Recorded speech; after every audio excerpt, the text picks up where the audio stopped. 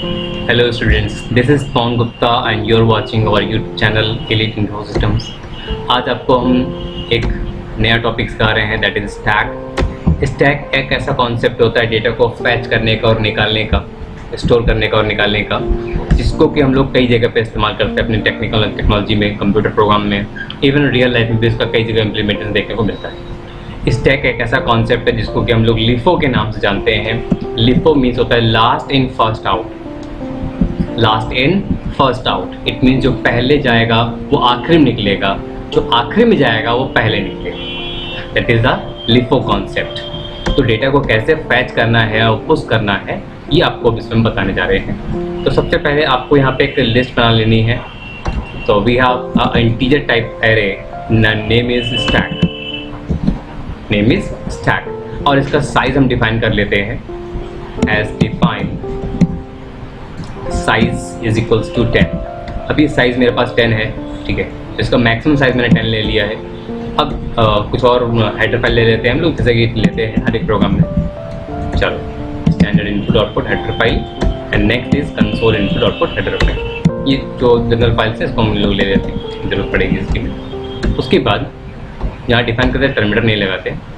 Okay, अब हमने एक वेरिएबल और लिया है, that is top of stack. Initially top of stack will be -1, क्योंकि अगर आप स्टैक मेंटेन कर रहे हो तो आप एक वर्टिकल जार में इमेज कर सकते हो।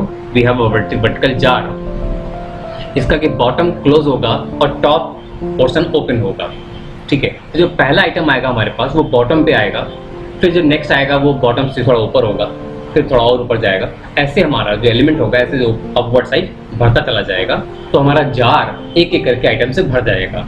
तो जो पहला आइटम होगा will be at the 0th position, लेकिन अभी मेरे पास एक एलिमेंट नहीं है, इसलिए top of stack is equals to -1।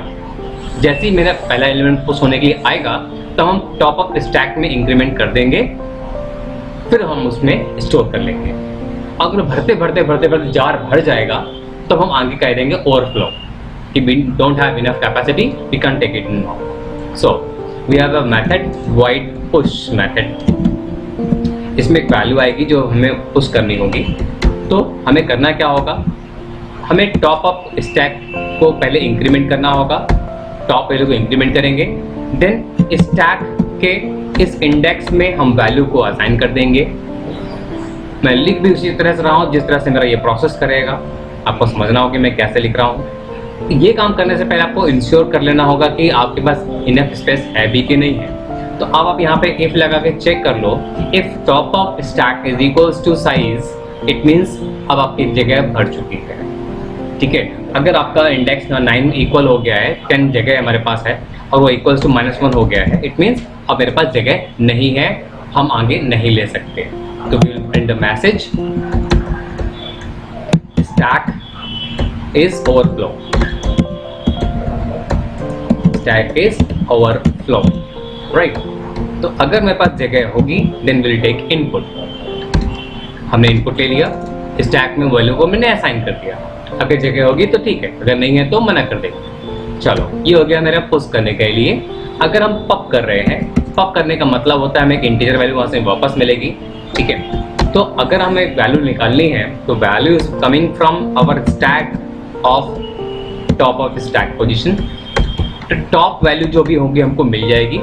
Means top value वो वैल्यू होगी जो लास्ट में इंसर्ट की गई होगी, वो वैल्यू हमको डी में मिल जाएगी, ठीक है। और मना कर सकते हो कि अगर भैया अगर मैं आपका -1 है तो हम ये काम नहीं कर सकते, ठीक है। तो पहले आप चेक कर लो कि अगर top of stack is equals to -1, it means अभी स्टैक भरी ही नहीं गई है, अभी एक भी आइटम मैंने भरा नहीं है, तो आप निकाल कैसे सकते हो। तो यहाँ पे मैसेज शो कर देंगे कि स्टैक इज एम्प्टी, ठीक है। हमारा स्टैक खाली है तो हम आपको करके कैसे दे सकते हैं। तो मैंने इसको प्रिंट कर दिया, स्टैक इज एम्प्टी, और उसके बाद मैंने एल्स पे गया और वैल्यू को मैंने फैच कर लिया अपने स्टैक वैल्यू से, ठीक। Top of stack TOP values जहाँ पे होगी इंडेक्स वहाँ से फैच होकर आ जाएगा। अब इतना काम होने के बाद हमें टॉप ऑफ स्टैक को माइनस भी करना होगा। Top of stack minus, it means हमने टॉप इंडेक्स को रिड्यूस कर दिया। अगर मेरे पास 5 आइटम होंगे, अब बचेंगे 4, क्योंकि एक निकाल चुका हूँ मैं। अब जो मैंने वैल्यू निकाली है ये मुझे रिटर्न करनी होगी, ठीक है। तो लेट्स सी, तो इससे हमें इंटीजर वैल्यू वापस मिलेगी। अगर मेरे पास -1 है तो मैंने मैसेज प्रिंट कर दिया है, ठीक है। और साथ ही साथ हम टॉप अप स्टैक को रिटर्न भी कर देंगे, यहाँ से रिटर्न टॉप वैल्यू। तो अगर आपके पास लिस्ट खाली होगी तो आपको क्या मिलेगा, -1 मिलेगा, ठीक है। अगर लिस्ट में आइटम कुछ होगा तो उसकी वैल्यू मिल जाएगी।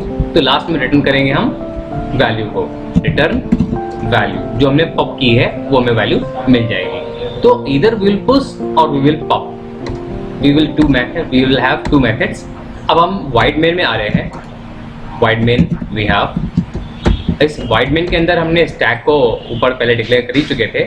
स्क्रीन को मैंने क्लियर किया और एक वेरिएबल ले लेते हैं हम काम चलाने के लिए, आई। चलो गेट ch। अब हम एक लूप चला रहे हैं, जो ये लूप चला करके वैल्यू भरेगा, एक एक करके भरता चला जाएगा। हमें 10 वैल्यूज पुश करनी है, तो हमने एक 10 का लूप चला दिया, ये 10 टाइम्स काम करेगा।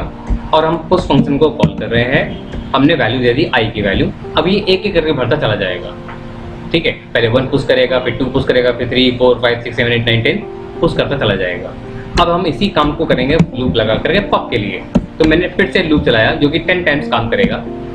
अगर पहली वैल्यू 10 प्रिंट होगी, इसका मतलब है कि आखिरी वैल्यू पहले आई है, ठीक है। तो चलो प्रिंट करते हैं हम। मैं प्रिंट कर रहा हूँ एक इंटीजर वैल्यू को, that is coming from pop function. तो ये फंक्शन हमें वहाँ से वैल्यू निकाल के दे देगा, ठीक है। अगर वैल्यू वहाँ से आएगी -1, इट मीन्स वहाँ पे लिस्ट है ही नहीं।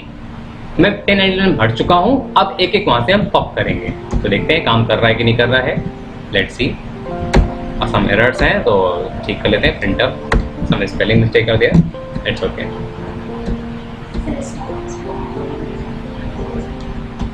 Stack, everywhere we have stack, okay done. So 10 9 reverse होके प्रिंट हो गया। इट मीन्स पहले 10 प्रिंट हुआ है, इसका मतलब हमने जब पुश किया था तो एक एक करके इंक्रीमेंट में पुश किया था, लेकिन जब हमने निकाला है तो आखिरी वैल्यू पहले आई है। It means my concept is working perfectly. That is the concept of pushing the values and popping the values. It is very easy concept and very small concept. अब आपको एक बात और चेक कर लेनी होगी। 10 टाइम्स तो मेरा काम हो रहा है, ठीक है। 10 वैल्यूज की कैपेसिटी थी। अगर मैंने 10 वैल्यूज पुश करने के बाद अगर मैंने एक्स्ट्रा पुश करने की कोशिश की, अब मैं इसको दे रहा हूँ 15, it is 11th value actually, तो ऑटोमेटिकली आपको मैसेज मिल जाएगा कि स्टैक इज फुल। तो स्टैक फुल है, मैसेज प्रिंट करने के लिए हम लाइन चेंज कर सकते हैं ताकि वो नेक्स्ट लाइन में प्रिंट करे, और स्टैक इज एम्प्टी के लिए हम अलग से प्रिंट कर सकते हैं लाइन चेंज करके। तो मैं 10 टाइम्स पॉप कर चुका हूँ, मैं फिर से पॉप करने की कोशिश कर रहा हूँ, ठीक है। मैं काम करता हूँ ना, लूप को एक 11 टाइम प्रिंट कर देता हूँ। अगर लूप मेरा 11 टाइम चलेगा तो उसमें कैपेसिटी है नहीं, ठीक है। तो ऐसे में यहाँ पे भी कर सकते हैं, मैं 11 टाइम पुश कर सकता हूँ, ठीक है। वो ऑटोमेटिकली लास्ट में मना कर देगा, we don't have enough capacity. तो ऑलराइट, तो मैं प्रोग्राम फिर से रन करा रहा हूँ। मैं इस बार लूप चला रहा हूँ 11 टाइम्स। मुझे पता है कि 10 कैपेसिटी है तो 11 वैल्यू लेगा नहीं, तो लास्ट में वो मना कर देगा कि we don't have enough space. Let's see. So stack is overflow print कर दिया उसने, और लास्ट में प्रिंट कर दिया स्टैक इज एम्प्टी, क्योंकि मैं 10 वैल्यूज पहले से फैच कर चुका हूँ, तो 11th वैल्यू कैसे मिल सकती है आपको। तो जैसे ही मैंने लास्ट वैल्यू फैच करने को इसकी, we will get -1। Alright, so this is the overall concept of managing stack. Into the next video we will tell you about the queue. So experience it, learn it and have a nice day. So अगर आपको ये video पसंद आया हो तो please like कीजिए। अगर ऐसा लगता है दूसरों को काम आ सकता है शेयर ज़रूर कीजिएगा। और अगर आप हमारे चैनल को सब्सक्राइब नहीं किया अभी तक आपने, तो आप चैनल सब्सक्राइब जरूर कर लीजिए, जिससे कि आपको नए नए अपडेट्स मिलते रहें। So thank you, have a nice day.